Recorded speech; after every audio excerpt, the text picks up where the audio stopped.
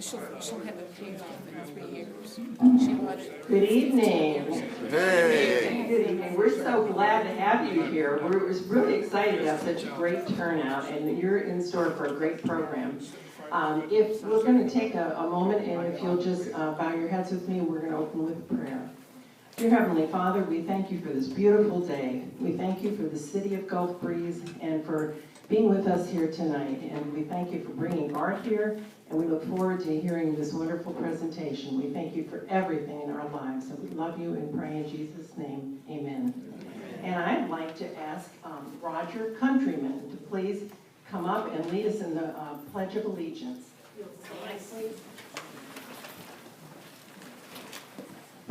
Thank you, Barbara.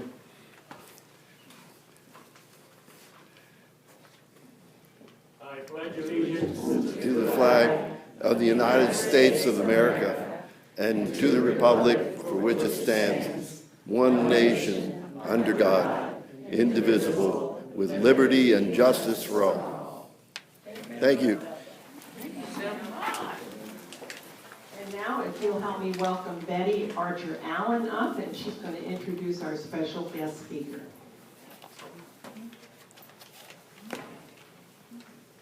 You don't know how I have been looking forward to this. And you don't know how I've been looking forward to this beautiful crowd. And I'm going to take your picture over and over. But I have to tell you, I fought a hard battle finding this man. I looked everywhere for him. I looked at the state, I looked at local areas. Everybody knew him, but they didn't know where he was. And so finally, I live in Bayshore condominiums, and the lady who lives across the hall from me said, Betty, I bet I can find him for you, because she knew so many people working for Gulf Power. And we were at the first, I'm a football founder for the UWF. And we were at the first football game, which took place on campus. And so she saw this guy, and she brought him over, and she said, Betty, he can tell you where Art is. And he took my phone and wrote down Art's name and told me where he lived. That's how I met him. Anyway, I'm so happy to get to introduce him to you. Art is a local boy, and a local boy done well. So we're very proud of him. He went to Pensacola High, graduated very high. He also went to Georgia Tech, and he did well there, but I'm not sure of the school because I'm an Alabama graduate. And then he went to University of West Florida. And I looked there for him too. I called all those people, and I said, if you know anybody who knows anybody, and the secretary said, okay, we will ask all the faculty if they know Art and where he is. But they didn't. They knew, they didn't know where you were. Anyway, he worked with Monsanto for how many years? 32. 32 years. He's on many organizations, and of course his interest in this area, UFOs, made him go. They knew him all over the state. MUFON was one of the places I called, and they knew him well. They just didn't know where he was. So anyway, we're so lucky to have him with us tonight, and we thank you so much for coming on. Thank you for having me.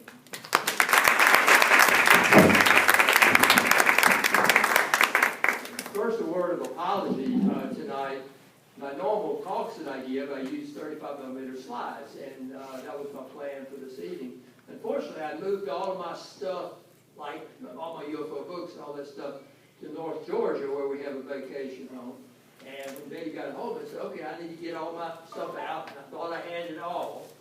And I got back to Pensacola, and was getting everything together for this presentation, and I had everything but the carousel that had my Gulf Breeze UFO slides in it. I had 2 boxes that said that's what it was, but anyway, what I had to do is, after panic set in and the sweat broke out on my forehead yesterday, I did still have in my computer the original graphics I used to make the slides. So I finally figured out a way technically to get them in a format that I could air, at least show here. Those who are more to the center can see my apologies to those who are on the side. But anyway, because we'll try to refresh you about a lot of things. How many people were here in 1987, 1990 when the Gulf Breeze UFO? Okay, it's a good crowd. Sometimes I've given this talk and there's only just a handful that even had ever heard of it. So let's get going. This photograph is one I like to use at the start of my presentations. This was taken by the Hubble Space Telescope some years ago in a deep space probe, and they were looking at a spot in the sky that about, if you can think of the moon up there in the sky, and something about 1/30th the size of the moon. That's the little opening you're looking at. And they took this photograph. In this photograph, there are somewhere between 200 and 300 galaxies. Okay? The universe is so vast, I don't think any of us can really comprehend it. And if you'd asked me in 1987, did I think there was intelligent life out in the universe, I would have said yes. I think it's too vast for me to think I'm the only, or that we are the only intelligent life. But, as an engineer, I said that there's no way, because of the speed of light limitations, that they could ever get here. And that's, in 1987, things began to change.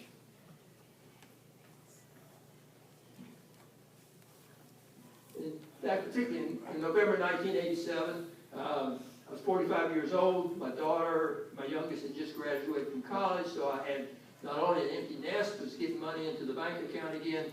Very busy in the community, church, a lot of different activities. And then all of a sudden, one afternoon, my wife and I were on the way home from setting up for a church supper that was going to be the next day. And we saw, before our eyes, this UFO. And this is not a photograph that I took. I didn't have a camera. We were just riding in the car. But we saw this thing hovering above trees as we were returning to our home in Cordova Park. We were riding on Bio Boulevard. We looked at it. Fortunately, my wife was with me. She looked at it. And then we lost sight of it behind trees. Got home, talked about it. UFO? Hey, you don't go around telling people about UFOs, so we just forgot about it. And that was going to be the end of it, had it not been for the next deal that I'll get to here in a minute or so. In Gulf Breeze, at that time, there were, this map shows, right in the center of this map is where Ed Walters' house was. He was the guy that took that photograph on November the 11th, 1987. Here's a picture of Ed and his wife Frances. They were happily married at that time. Since, I guess they've both divorced and remarried, but anyway. But he took this Polaroid shot in late afternoon outside his house. It took about 4 or 5, I think 5 shots that night. And he didn't know what to do with them, but decided finally to go to see Dwayne Cook at the Sentinel, who he knew, and see if Dwayne would publish them. Dwayne said, wait, Gulf Breeze, we're a nice, sleepy, quiet town. We're not into UFOs. But he put together a story to run in the Sentinel, had it laid out on the table, and was not planning on showing that. And then his mother and his stepfather Charlie Summerby, used to be the editor, and was the owner of the Sentinel. They walked by, and Dwayne said, come here, look at this, what do you think? And Doris looked at Charlie and said, Charlie, that's that thing we saw. And he said, what? Yeah, she said, and it turned out it was on November the 11th. They were out for a walk in the late afternoon, as was their custom, and they saw this craft coming across Pensacola Bay towards Gulf Breeze. Basically, the exact time that Ed Walters said, I took those photographs. And so Dwayne said, if I can't believe my mother, who can I believe? And he published it, and that began the start of the Gulf Breeze story. This is a close-up of that UFO that was there. Investigators later got a hold of these Polaroid photographs and found if they had hit them real hard with light, they could bring out detail that you might not see. Like in that first picture, I don't see any windows in that first picture, but on this one you can see a little bit of windows and this sort of stuff there in the craft. Here's another shot he took that same day as the craft moved from your left to right. Later on, he took some photographs, more photographs, and he just kept having these opportunities. He would hear something, feel something in his head, go outside and look. This one happened to have a blue beam shooting down. And he later had an experience where he got caught in that blue beam and it tried to lift him up off the ground. Here's another shot taken later in December of '87 on the 5th. Here's another shot on the 17th. This is before light blasting, and then this is what it looks like with light blasting. It brings out detail. The researchers found they could make it see more than what was you can see to the naked eye. Another shot on the 23rd, he actually saw 3 UFOs in the early morning hours, kind of hovering out over the Gulf Breeze High School practice field, that area, because his home backed up onto the Gulf Breeze High School fields there. Later, he was out with Dwayne Cook one time at night, had a sighting, actually shot this picture, part of I think the luggage rack on the top of Dwayne's car is visible there. And this is the light that blasted shot of this UFO taking off as he snapped the photographs. And that's the reason for the streaking you see there in the photo. Another shot, Ed's dog was taking notice of some UFO hovering out there behind their house. That's mine. Close up of that same UFO. Another shot, here's a shot of Francis trying to get back in the house and dodge the blue beam that was shining down at him at the time. The interesting part about that for researchers is because the debunkers tried to discredit Ed at every opportunity. And they said, oh, well, that was just somebody made that up in the darkroom. But they couldn't explain why there was blue light on the side of Francis's sweater that came from there. So just everything fit that this was real. This is a fairly famous shot, often referred to as the road shot. Ed took it through the windshield of his truck. He was heading to a job site east of Gulf Breeze on Southside Drive, and saw this UFO fly overhead, partially stunned him with light, landed in, hovered in this over the road. He got one shot off with his Polaroid camera, and then, according to Ed, there was actually some aliens started coming at him, and he decided it's time to get out of Dodge and left. The bunkers tried to say it was a double exposure photograph, and a photo analyst, and some of you may not be able to see the detail on this, but on the left side of your screen is what the computer analysis showed for just a daylight shot of that same location where the roadways are well illuminated and you got sharp edges on defining the edge of the road. But on the UFO shot that it took, there was no sharp definition to the roadway except in the area where the UFO was hovering. And Jeff says that proves to him that there was a strong light source there that allowed the road edges to be illuminated, and something that would not be there if you did double exposures, as debunkers tried to claim that's what he had done. So there's just story after story I could go through of analysis trying to either discredit Ed or to find reasons why it had to be real. Some of you may, from those days, may remember there was a model found. And so immediately people rushed to judgment. Oh, we knew all along it was just, hoax. But the model that was found, MUFON reinvestigated that case. And we're trying to figure out what was going on. First of all, we know that the model didn't match any of Ed's photographs. It was similar to, but did not match anything that Ed had put up there. And I'm going to move on to my next slide, which you aren't going to be able to read, but I can, and that helps me stay on track. But anyway, the model was found in the attic carport over the house that Ed used to own, the one he lived in on Thorn Ridge Drive back in 87, 88 time frame. And the new owner found it in the carport attic, and actually didn't think anything about it until a reporter came and asked him, have you found any models? And the reporter said, oh, I wasn't tipped on that at all. But anyway, he asked the leading question of the homeowner, and sure enough, there was one there. But to put all this in the time sequence, Ed's photographs that he took, which created such a stir, were November of '87 to May 1st of 1988, and it kind of stopped. Ed sold that house later on in '88, December of '88. He sold the house and moved to another home, and the house remained vacant for almost a year. And so anybody could have gotten, planted something in the carport attic if they would wanted to. And Ed was complaining a lot about people stealing his garbage cans. He had people come by, steal his garbage cans, and obviously were searching for stuff.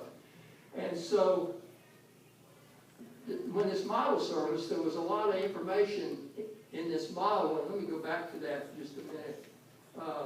This paper model, looking up from the bottom on the inside, you could tell that part of it was constructed from the floor plans of a house, and not just cut out a sheet of paper or scrap paper. They carefully cut and pasted different things that would identify or try to link the model to Ed Walters, including some handwriting. He said, that looks like my handwriting.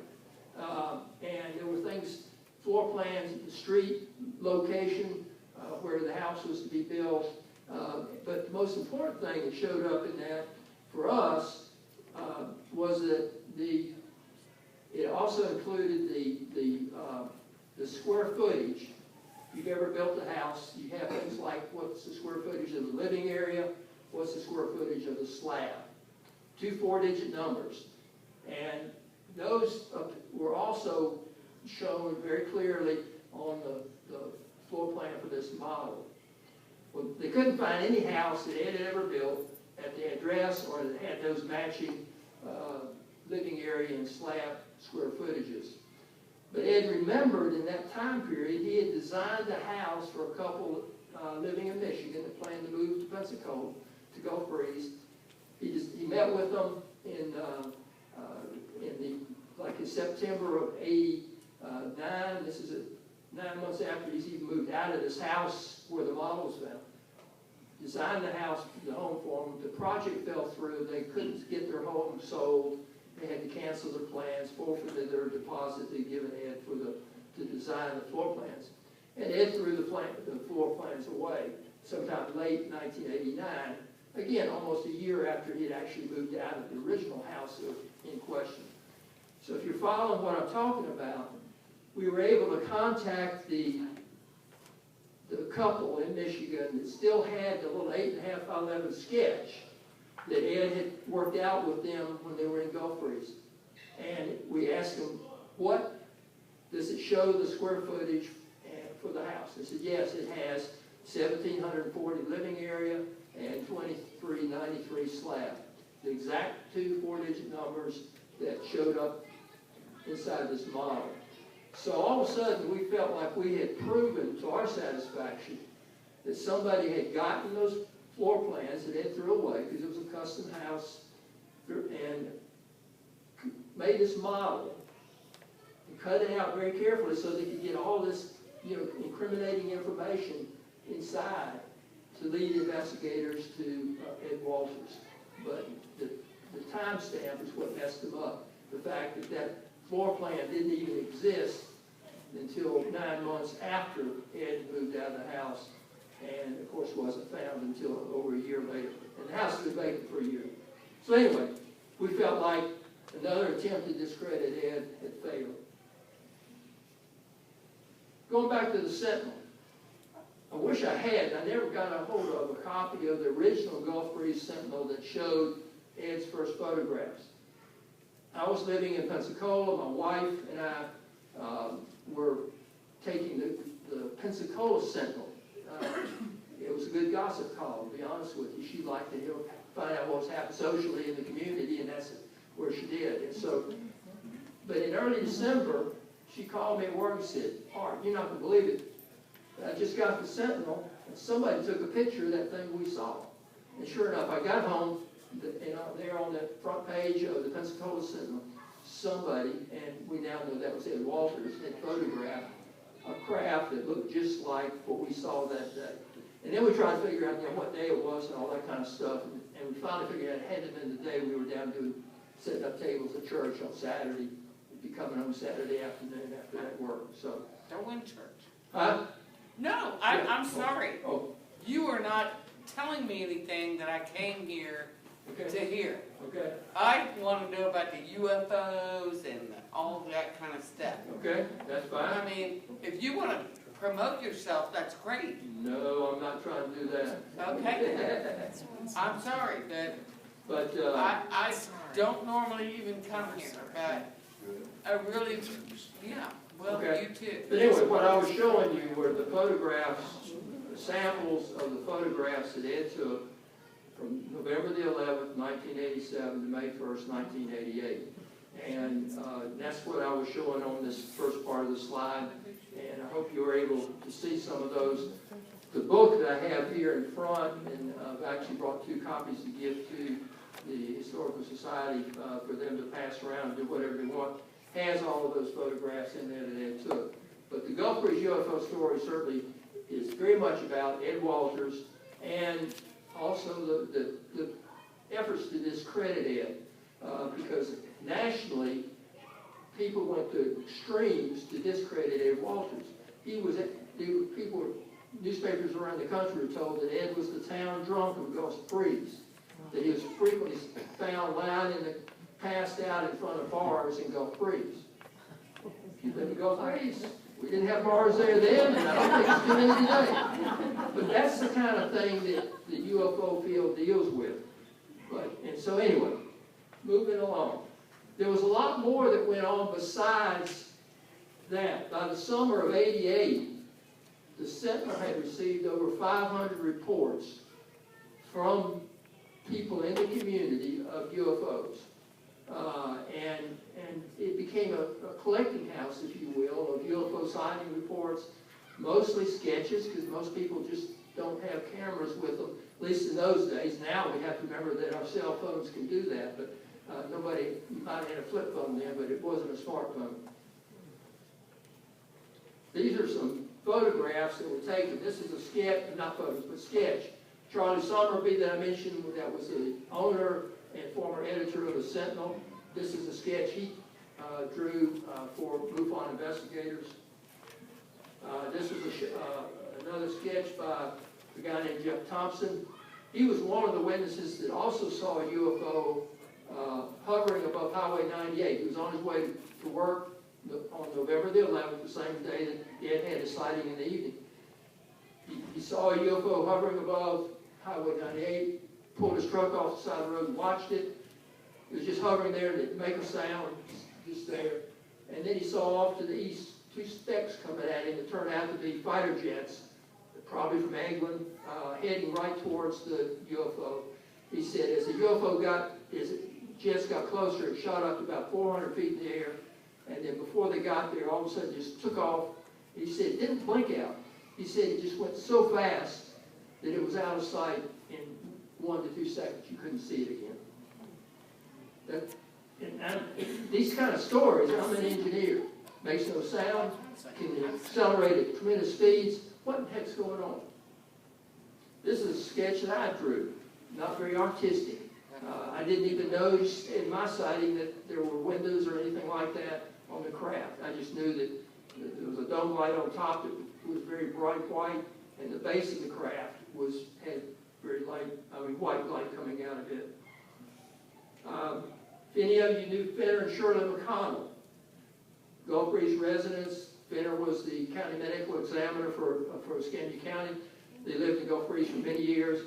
They had a sighting in July of '88.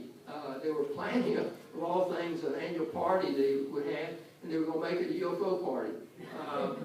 That one morning, Fenner got up, as he did early, to go run, saw the UFO hovering at the end of the dock, and woke up Shirley. They watched it through their bedroom window, and then when they got outside into the backyard, the UFO just glided across the sound and was gone.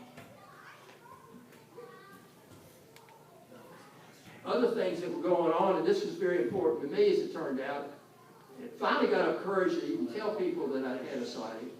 Eventually agreed to be interviewed by MUFON and put a report in. And then I got a call, would you be willing to be on Unsolved Mysteries? And that, sure, I mean, everything's going fine, let's do that.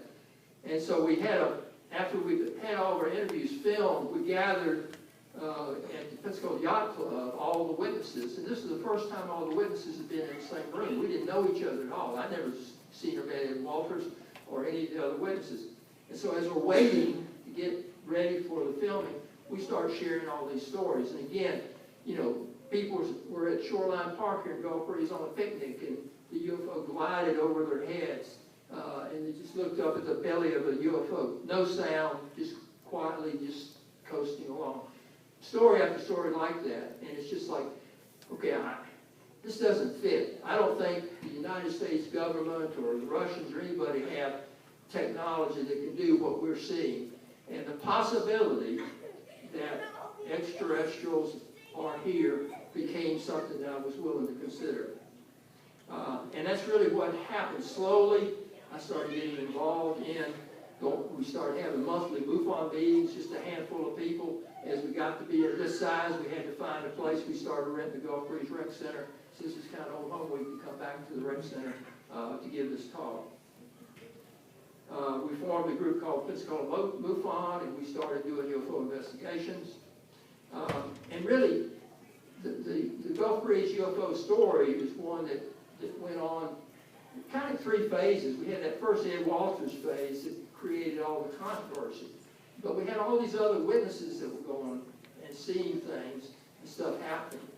And finally, because we kept getting reports from people in Gulf Breeze of sightings, two of our MUFON members said, look, we've never had a UFO sighting, but by golly, if we go out at night and scan the skies in the Gulf Breeze area, maybe we'll see something too. And sure enough, they did. So beginning in late 1990, we started going out on Skywatches.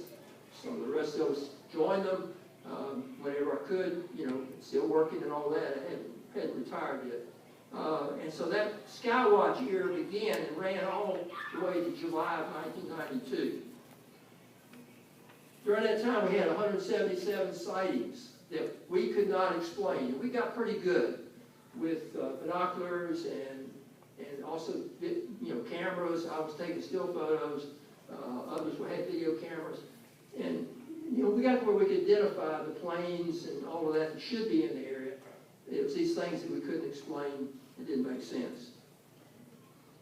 One of the first photographs I took in during that time frame was in June of 91, and it was of a big, I mean, a round ball of light out there. Had these two, I don't know what you would call them on them, but anyway, that's a blow up. That's why it's kind of grainy. Here's another shot, a second shot. This one, obviously, I had some camera movement in my excitement, so I later went and bought a nice sturdy tripod and pneumatic squeeze bulb release, so I wouldn't be touching the camera whenever I took a photograph.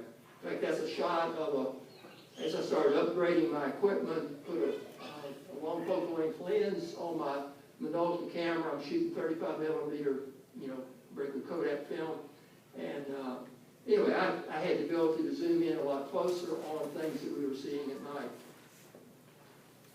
And here are some of the shots that were taken by different people during this time period of going out on these Skywatches. Several times people saw a ring of lights, 8 lights in a nice perfect circle. Those lights sometimes would perform maneuvers over our heads, going around, you know, just showing off. Some people were able to get photographs of it. One time I knew that I had nailed it. I knew I had it. And that particular night, interestingly enough, all the people who had video cameras, they stopped working when the UFO came. Everybody that had electronic photo cameras, they all froze. I'm the only one that's got a camera working because I'm sitting there cocking that, you know, Minolta manually, getting it lined up, taking my pictures, and boy, I'm just nailing it. I said, man, I've got it, I got it. Take the film, get it developed, get a phone call, Mr. Hufford. we're sorry, but something has happened to your film. All your film is fogged. We can't make anything out of it. I don't know what the energy was that shut down all the electronics and fogged the film on my camera. Interestingly enough, the film that had never been drawn out of the little metal canister, it was not fogged. It was only the film that had been advanced as I was taking pictures. But so anyway, I'm still alive and well. I don't think I suffered any long-term harm. Here's a shot that Patty Wheeler, who happens to be here in our midst, took one night in November of 1991. It looked a lot, you can almost imagine if it was a shot of a UFO, kind of like in a sketch, maybe that's what you were seeing in the way of the light patterns, who knows. And that's a bad shot, and I apologize. I was having some technical difficulties last night, and that one I didn't get fixed. We had a sighting one night in which we saw 3 UFOs in this night sky, and that's that previous one. You see it just briefly, and then it covers up. There's something wrong anyway. But we had a photo opportunity. What was interesting about that particular shot, we were at Pensacola Beach with a big group of Skywatchers, but there were people at Shoreline Park that saw it and videoed it. There were people at other locations. We ended up having, I think, 35, 40 witnesses that saw it. And from 7 different locations, and we ended up a big thick report. Candy was asking for a copy of it, and I still haven't found it. On these Skywatches, a lot of times what we saw was a red light that would appear in the sky, just a solitary red light. Sometimes that light, particularly towards the end of this sighting, would turn bright white. So the red mode might stay for 3 or 4 minutes. Its mode is, I think the most we ever got off the video was 9 minutes. In the white mode, it was much shorter, maybe 5 or 10 seconds, much brighter, more energetic, more erratic. So here's a shot I took on one of the Skywatches, and I found it was a lot more interesting just to leave my shutter open on my camera, that camera you saw with the big lens, and just let the UFO trace its signature across my film. And that would be a very typical, as it was passing across the sky. At the end, it went in energetic. Same UFO, I took this one, held the shutter open, and had all this erratic behavior going on. Sometimes I would get these oscillations going on.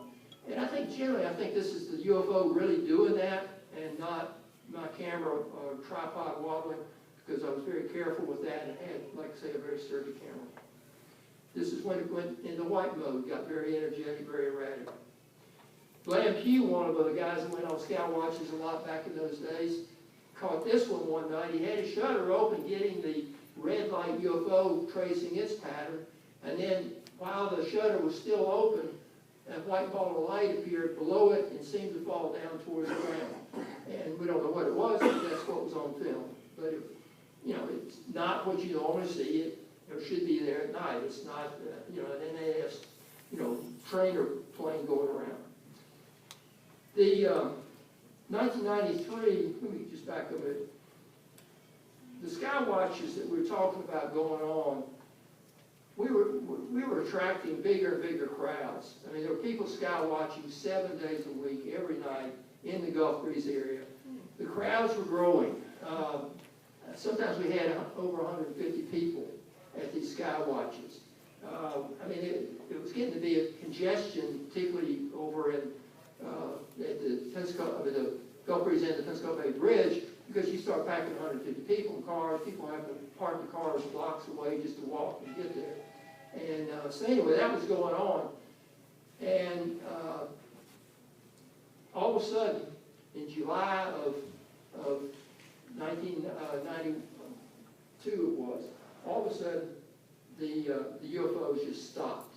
I mean, there wasn't a single sighting for 5 months. We don't know what happened, but for some reason, the UFOs that had been visiting us, 8 or 10 sightings a month, that's the kind of pace we were seeing. All of a sudden, nothing. People kept going out, crowds began to dwindle, that sort of thing. The other thing that happened during those times, we were catching creating a lot of national and international attention.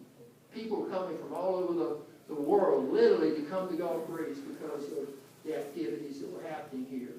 We had film crews all over from the United States. We also had from Germany, Japan, England, France, Spain, Mexico, and they went out on Skywatches with us. And 7 out of the 8 crews that we hosted during that time period, they got on their cameras shots of the UFOs that appeared while they were here. The only crew that didn't, I remember we were at Shoreline Park that night, and we're all set up and ready, and then every now and then, fog rolls in the Gulf Breeze, and we could see it coming, and if we were sitting there, you couldn't see anything. I couldn't hardly see candy in front of me. Our hair is dripping wet. They finally just filmed us there, and they had to pack up and leave the next day.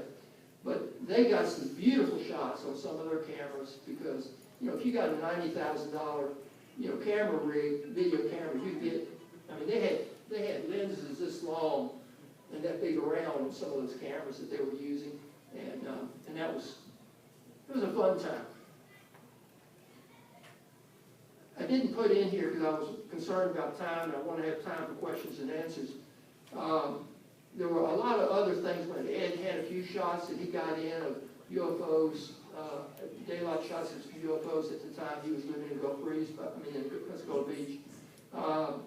We had in '98, Life magazine decided they were going to do a story on UFOs and their effect on people.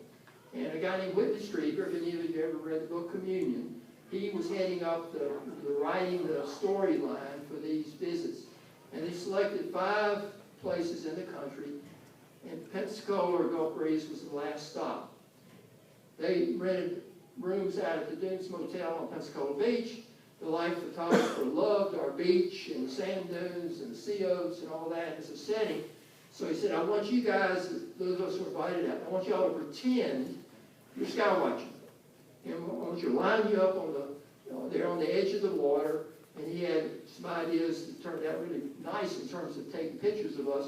And we pretended we were skywatching. I had my camera that you saw a minute ago. Others had the binoculars. And we would pose, and we did a set of shots before dark, went and got dinner, came back kind of just as it started to get dark. And so he had, got us all set up, and this time we're standing basically in the dark, and he has his assistant get down low with a flashlight and paint us with light that his camera picked up, made a beautiful shot. Here's one of the shots of us just standing around waiting for him to be ready. But here's the interesting part. We were on the beach. He told us to look back towards Gulf Breeze, kind of in a northwest direction. Continue looking in that way. And when he said, all right, I'm done, right where we had been told to look by the life photographer, just to pose, the red light UFO popped into view. About a 10 degrees above the horizon, 8-minute sighting. It slowly came directly toward us, hovered directly over the Dunes Motel, held that position for several minutes, and then blinked out. They knew we were there, period. These are some shots I took with my, leaving my shutter open. Nothing special about it. It's like a lot of the others the hundreds of others we took during that time period. But it was interesting to me because we keep wondering, do they know where we are? Are they aware that there are people watching them and trying to photograph and document? And I think the answer is yes. We even did a game one time that kind of reinforced that. We've been having a lot of sightings to the east of where we were skywatching. So we said, we'll go east, and they come back to the west. And then we split up 2 groups. We'll catch them in the middle. And that's exactly what happened, because both groups sighted the same UFO from about 5 miles apart. But when we triangulated and figured out where it was exactly halfway between the 2 groups on a line from one group to the other. It was exactly where we were. And yeah, I became convinced they knew what we were doing and were paying attention to it. And what I want to do now is leave with just this one slide and then really open it up for questions, because I knew that I had a time limitation. I wasn't supposed to go more than 30 minutes, and we've probably gone past that already. I even forgot to set my clock that I was going to have up here. So let's just do that. Let's open for questions, and you tell me when we need to get the hook and stop it all. What can I help somebody with? Yes. Have you heard of Salida, Colorado? Of what? Salida, Colorado? I have heard of it. I've never been there, but We live, maybe 25 miles from there. At that time, a long time ago, was very, very hot spot. yeah. They had photos and reports of craft actually landing. Well, one of the fascinating things for me, and that's where when I do the 2.5, 3 hour lectures, sometimes I cover a lot of those other things, is when you finally look at what's going on around the world, you realize we're not the only ones that were having something going on in Pensacola. I mean, there was a time that Belgium was having these huge triangular craft gliding over Belgium airspace. And the commanding general of the Belgium Air Force held a press conference. And he released copies of the gun camera film, kind of like our government just did here in this past year, of their fighters, their F-15s or F-16s or whatever they're flying in, tracking these triangular-shaped UFOs. But one of the things that he reported was that here we were not engaged, we were not armed, we were just photographing with the gun cameras. And he said, as our fighters approached, these craft that were going maybe 20 miles an hour, all of a sudden, in a tenth of a second, accelerated to 2,000 miles an hour. Now, how do you do that? I mean, we talk about G-forces, but gee whiz, that would flatten, I think, most of us like a pancake. I personally have become convinced, not just from that, but also talking to people who've had onboard experiences, that these craft have their own artificial center of gravity. And if they move their gravity energy, you don't realize that there's been acceleration. And so that's maybe how they figured out a way to get around that G-force issue, because surely we're seeing them having the ability to suddenly just take off at incredible speeds and get out of sight. A lot of the Skywatches that we were on, where we were shooting video, to the eye, you thought the UFO blinked out. But when we had it on video cameras, a lot of times what we see, if we played the video one frame at a time. Video cameras take 30 frames a second. And one frame after the video of the UFO being in the middle, one frame later, maybe start a little bit off to the side. One frame later, a little bit further to the side. And after 3 frames or so, it's out of sight. Your eye can't pick that up, but the video cameras did. And telling us, again, they had this incredible acceleration to get out of there if they wanted to. Yes? Did you always see the same craft? They're, Not necessarily the same type craft. In terms of the type of craft, let me frame it this way. I've only had one sighting, a daylight sighting of a craft, okay? So I could, from personal experience, what I saw looked like Ed's, the photographs he took on November the 11th of 1987. That's what's on the cover of this book. Ed took photographs of several different craft during that 5-month period we're talking about. When we would investigate sightings by people in the community, we had other craft descriptions that would show up. And so I think there's a lot of different craft that are involved in this. And of course, the minute you go beyond Gulf Breeze to the rest of the country and around the world, you hear about, cigar-shaped craft that are, long and cylindrical. You hear about, triangular-shaped craft, circular craft. I think about every shape you can imagine has been sighted at one time, and in some case photographed and videoed. Yes? I do believe I moved here 30 years ago, and it was like the UFO capital of the place. We actually moved into a house that was like round because we thought it was fun. And that's why I came here. I wanted to find out if it is the UFO capital of the whatever. I sit outside my backyard and I look. I have yet to see anything. Now, hopefully, I might. I'm just saying that I might believe that there are other things out, but you aren't really telling me what I came here to hear. Because it's not happening. Well, And I'm sorry, I'll leave. It's not a big deal. I'll tell you what I can know, okay? I'll tell you what I do know as far as things happening locally. First of all, I really think that for whatever reason, they chose to make these appearances to Ed Walters and cause him to go take those pictures.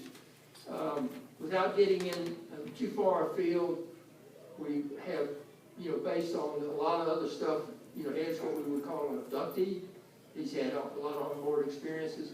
I've talked to other abductees, and they know, they can hear in their head a humming when there's a UFO in the area. Now, I don't know whether there's an implant that allows that or what, but I think with respect to the Gulf Breeze story, it was the UFO hotspot in 1987 and 1990. I know, and that's when I moved here, and my friends thought I was a crazy person, and, but I haven't seen anything. And it stopped. And that's, since then, I thought I stopped going out on Skywatches, we weren't seeing anything. It just, whatever, I'm sorry. the road show had been taken somewhere else. And so, if you keep up with what's happening around the country and the world, there are other hot spots that have appeared at a different time and place. And my guess is, I personally think I finally concluded that a lot of this is probably trying to awaken all of us to the fact that we're not alone. No. And so that when the day comes that, they have that major, like Independence Day, fly over all the major capitals on the globe, people won't be jumping out of skyscrapers and committing suicide and blowing the brains out. That's happening. Because I have not seen any evidence that there's a Darth Vader and a Death Star coming to blow us to smithereens. I do have evidence that there are good guys and bad guys out there. Most are good. They try to control the bad. But those are from a lot of other sources than what I was planning on covering tonight. Yes? Excuse me. Why do you think the government finally admitted that there were UFOs this year? Well, in one sense you could say, well, there's a lot of pressure, people's Freedom of Information Act, trying to get stuff released. I had low expectations that anything noteworthy was going to come out. They at least acknowledged that we have some gun camera film from fighter jets and showing this or that. Obviously, they're not going to say it's extraterrestrial. When you study things like the Roswell crash and the possibility that at least one live alien maybe was in government control back in the late 40s, I think they know a lot more than what was released. That was just sort of just to satisfy some of the people asking for something. I think within the intelligence world, most people in the government don't know any more about it than you and I do. In fact, probably you less. Because you don't keep secrets by having a lot of people in on it. But I do think the activity continues around the globe. And I think one of the fascinating studies I had is I started reading books about ancient evidence. And I've got a whole other presentation on that. But, these UFOs and these extraterrestrials have been around for thousands and thousands of years. This isn't new. They've been coming and keeping an eye on us for a very long time. And so, what we're talking about today is history. It's not today. We're not having UFO sightings in this area to any great extent. I occasionally get a phone call of somebody that knew I was involved, and they either saw something or had a friend and they passed it on to me. So I think there's still activity, but nothing like we had back in 87 and 90 and 92. Patty? Yes, in answer as part of that question, you can go on the internet and see where things are happening, and some years ago, I was flipping around, and there was, I think it was somewhere out in Colorado, or somewhere out in that area, and the people were seeing what we had seen. Okay. The boiling red light going like this, and then exploding into the white. And they were like, what is it? And I said, I know what it is. I'm going to let you figure it out.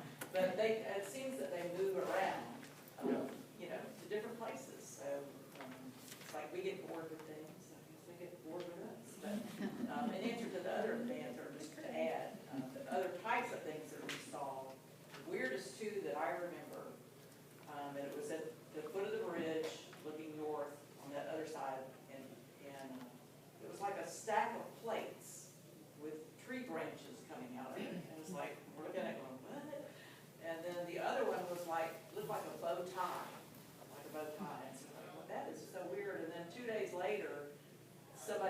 Kmart in the Kmart parking lot saw those two things, you know, in the daytime.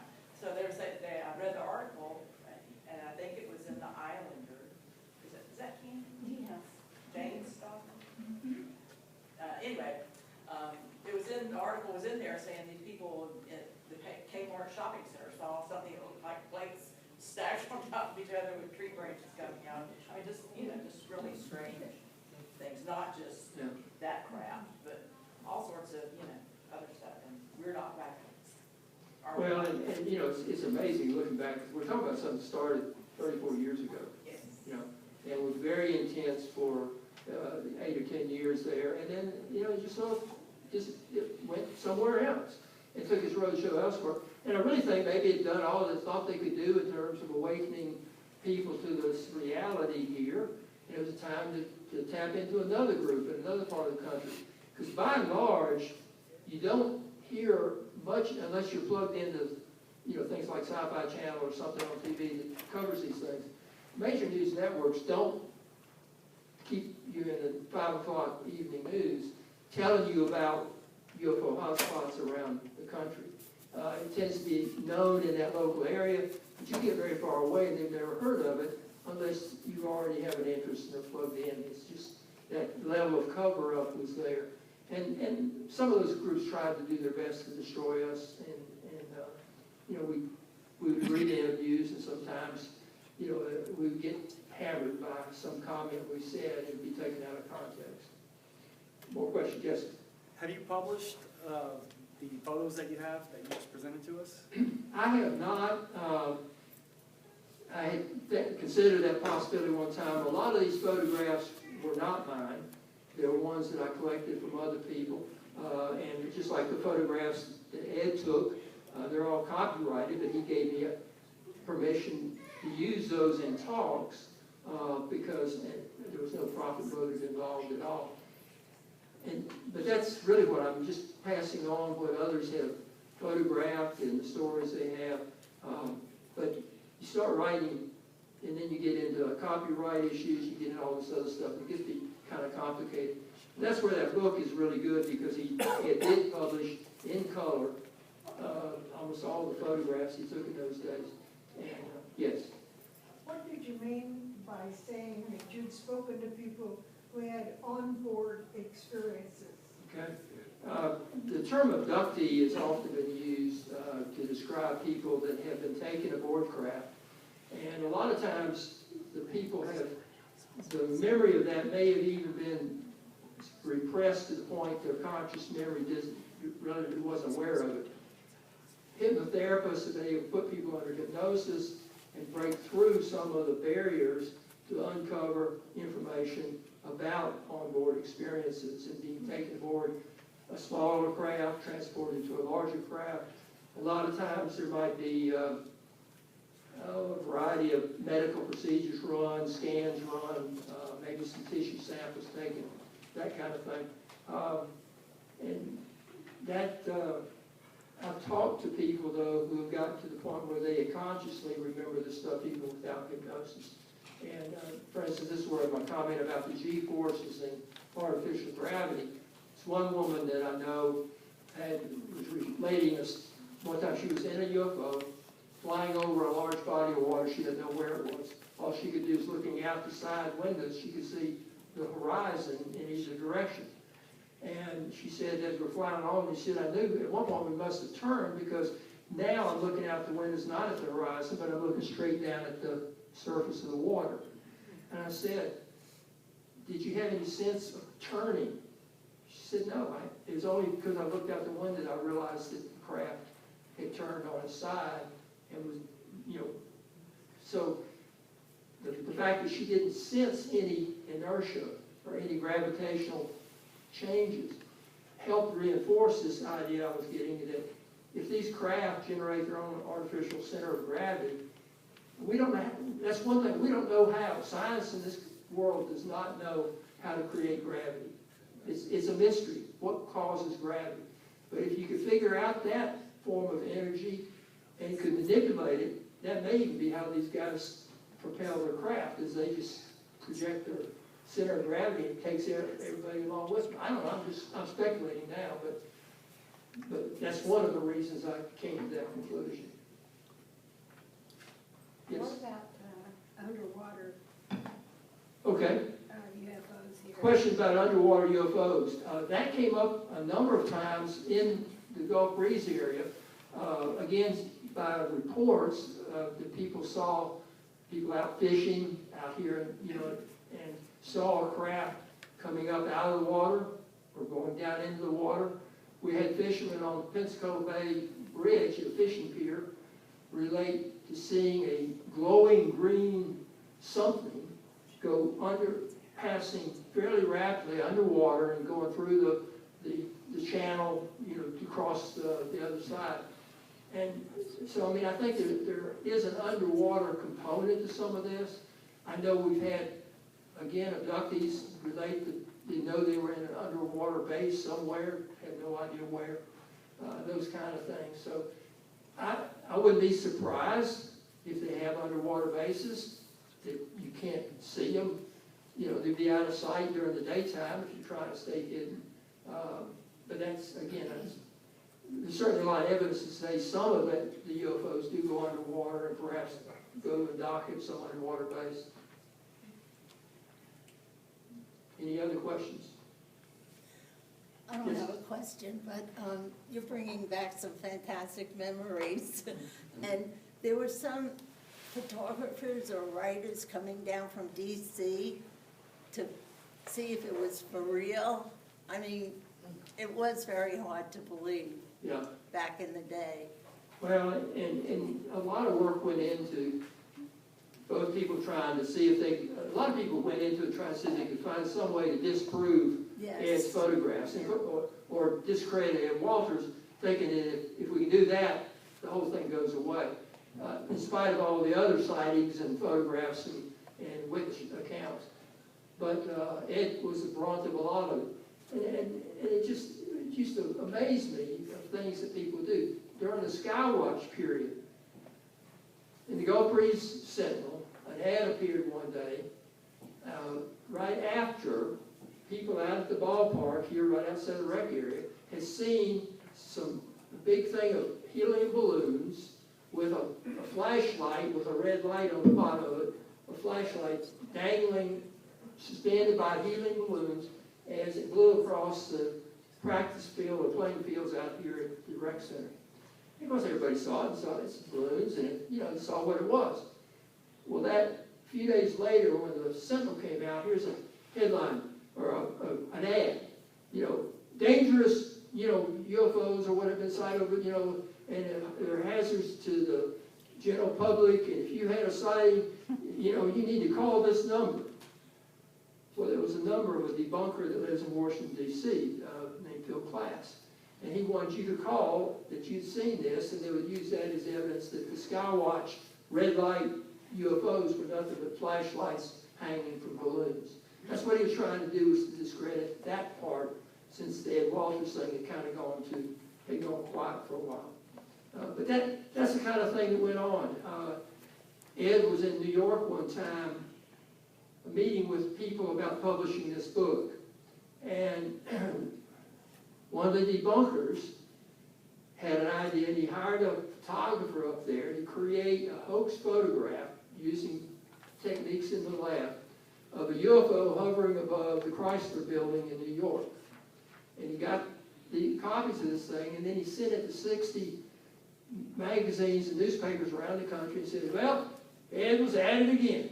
He took these pictures of a UFO over the Chrysler Building in New York, and that's what he sent out to all these newspapers to try to get them to run with the story. The photographer found out about it, went to the New York Times, and they blasted this debunker to shreds because he said, he hired me to produce this. He didn't tell me he was going to use it as a way to discredit, Ed Walters.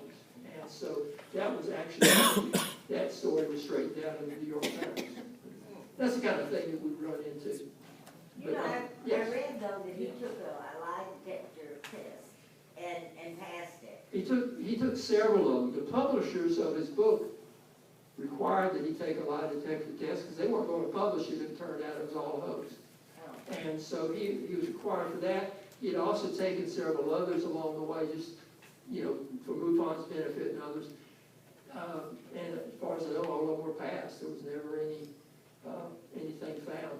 And again, when you got witnesses, myself included, we saw what we saw, and it looked like his photographs. And for all those people that try to say this was trick photography and double exposures and all that, malarkey. We saw something that looked just like his photographs, and there were scores of witnesses at other times and places that did as well. And that's why, you know, I came away very much a believer. Had to cast out my beliefs. There's no way for them to get here and begin, you know, reading and studying and trying to learn, get answers, and discover there was just a huge amount of information out there. There's some beautiful books. Some of you may be familiar with a guy named Eric von Däniken, and then there was another guy named, I think, Graham Hitchcock or something like that. I forgot now. Hancock. Anyway, they have done research around the globe of ancient evidence suggesting that we've been visited before. And it's just phenomenal when you read it because you realize none of this even makes sense. And I think a lot of people in the UFO world believe that things like the big pyramids, Giza there in Egypt, those weren't built by pharaohs. There's some little ones that some pharaohs built. They're just a fraction. But these huge things, that's not what they were about. And there's a lot of evidence in some of the writings that there was at least one time a major extraterrestrial base in that region and those may have well been beacons that helped them sight from space where they're heading with their craft as they're coming into land. Another guy that fascinating books that I've read, a guy named Sitchin, Zachariah Sitchin, wrote a bunch of stuff. He got involved in translating a bunch of writings that were submerged in Samaria near the Tigris-Euphrates region, and there was a group of people that lived there called the Sumerians. And this is not Samaria like in Israel, and the 10 tribes and all that kind of stuff. This was people lived near Ur of Chaldees, which where Abraham, I think, departed from that area. Anyway, unearthed them, and they describe and talk about all kinds of things going on in that region by a group they call the Anunnaki. And the Anunnaki apparently had a base, and they've got drawings of the ships that they flew. A lot of the writings in those days also thought of these guys as being gods. Hey, anybody that can fly around in a boat in the sky, it must be something special. And I think they used it to their advantage to keep the less able humans on Earth in line. But anyway, the Anunnaki, and they recorded what the Anunnaki told about the solar system, about all the planets, you know, it's just fascinating how much information was out there. And I didn't even know it existed until I started reading about it. And so there's a lot of, if you want to dig into ancient evidence, you know, these are some sources that I recommend very highly. One of the best books I read by Zachariah Sitchin was I think it was Return to Genesis. I'm trying to remember something or other. My 79 years of age is beginning to catch up. I don't have it at the tip of my tongue like I used to. I know we're getting way past our time. Well, that's Could I ask one question, please?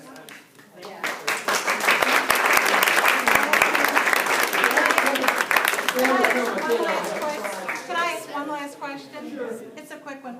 The city of Pascagoula is noted for its sightings in 1973, and they have erected a historical marker where the two guys were fishing by the Pascagoula River under the bridge.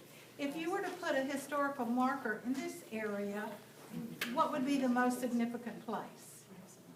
I would think something to do with Ed Walters and where he took all those pictures would be appropriate, but I'm not sure that people on want that. Shoreline Park? So, but you know, maybe somewhere in the park or someplace, certainly had some things that went on there. But But anyway, yeah, I know what you're talking about, and Charles Hickson and Calvin Parker. he was a supervisor at that yard, and trying to remember Calvin, something is. Calvin Parker, he's still Calvin alive, Parker. yeah. And Calvin had no break, it really freaked him out. He had trouble, but I've met Charles Hickson and talked to some of the That's a good point, though, that would be, yeah, cool. Yeah, it is pretty cool. Something kind of interesting, related. The model that was found in Ed Walter's attic is available to be seen at the UFO mini golf on Pensacola Beach. So if you want to take a look at it, it's on display. I did not know where that would wound up, but I never actually was my hands, because I looked at it. Where is that? UFO mini golf on Pensacola Beach. It's a little arcade. It's like crabs, isn't it? Yeah, tripod crabs. That's cool. Has anybody seen the activity raised since 2019, January 21st? They're here. I have a certified registered photo, and it explains the green light, it explains the red light, it explains what NASA cannot explain. And what they saw at the Apollo, they're here. They're beautiful. And you're right, they are connected to God. You know, that's another thing that people have asked me is to change my concept. Would you like to I said, see well, them? I think when we have an earthbound concept, it's a little bit broader than that. That's the front view. I have a side view too. They came right to me. Wow. I have seen them. No, they're registered. Not yet. This is the first time that I have showed a group that has the same interest as I do. I have been also banned off of things and people taking my words, and I'm done with it. I want to see people like you, because these things are here for us. They've been here for us. Well, you know what I found interesting, because this is coming up and we've been, kind of spreading the word, and I've had 2 or 3 different people share their UFO stories with me, and they've never told anybody. It's hard to. And they were I fascinated. tell everybody. Well, And one of them was a cigar shape, which you talked I about. have thousands of pictures of them. I've been watching them. They So- follow us. They're here. They were here today, marking up your skies. When you see X's up in the sky, that's them. It's not a plane.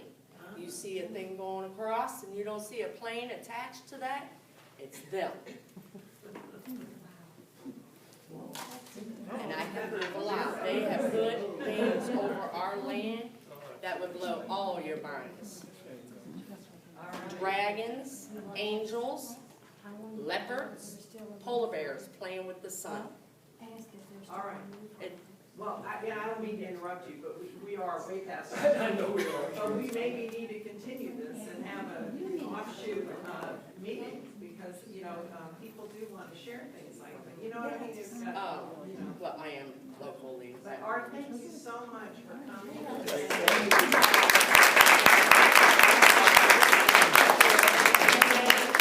Betty Allen for. He really did. He was hard to find. I got him on the phone, when he answered the phone, he said, well, I won't be back for. Would you guys like to see this? I won't be back for about a week before that. Yeah. I said, Art, you were not going to say no to that. He said, no, I'm not going to say This is no. what they saw at the Apollo. They have hooks in their mouth and a long, beautiful Well, tail.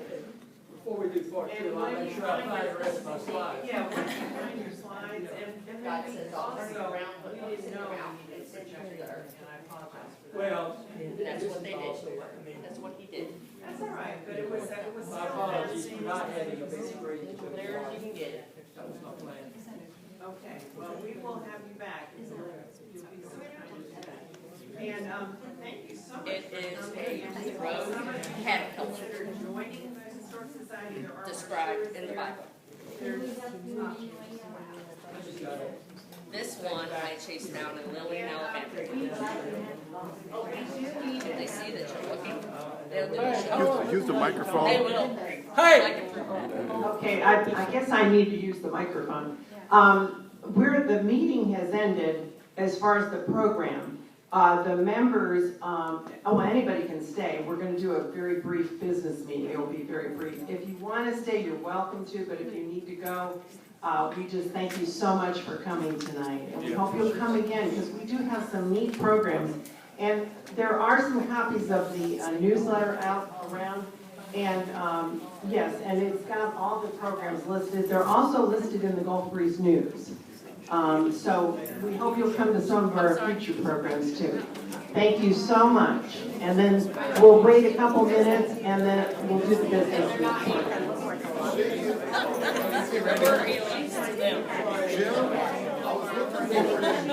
Hi, Ian.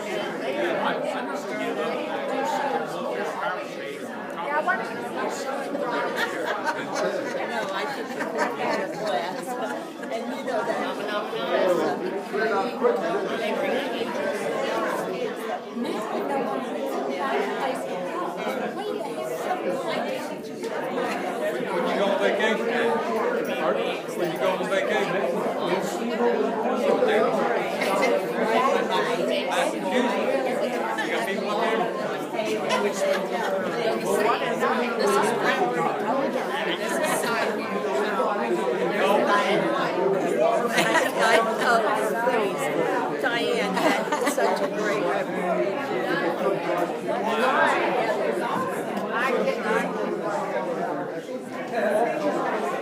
And there's this green light.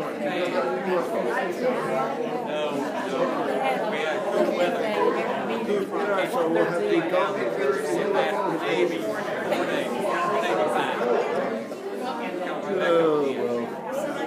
Nice one. Glad that.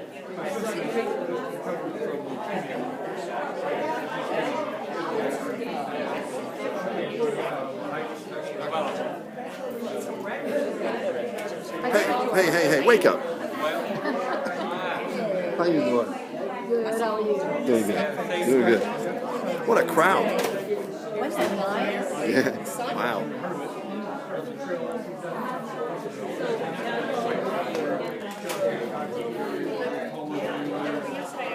We'll have his label this week.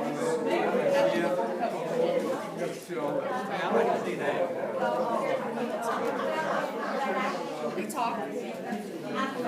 So this guy.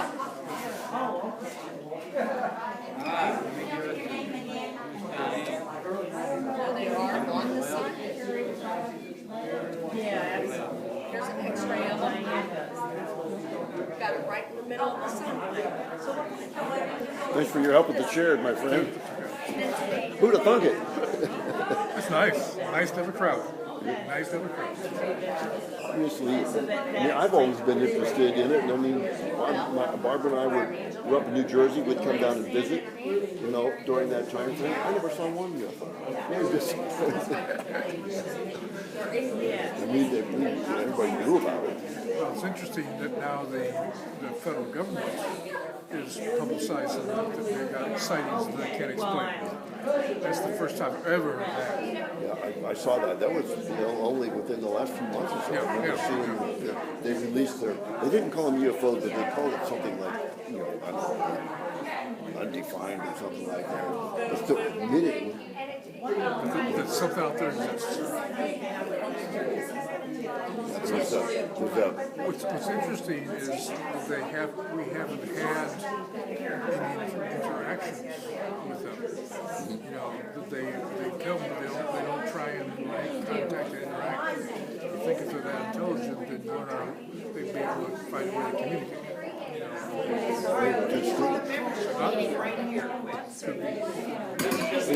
They did talk about, there are some that, what was the term that they used? Onboard? What was the term that they used? People that were thinking about board the craft. And so now, Come on, Jim. maybe they don't want to feel that they were. I don't know. So I guess What are you doing? Videoing it? Yep. I'm going to stop that.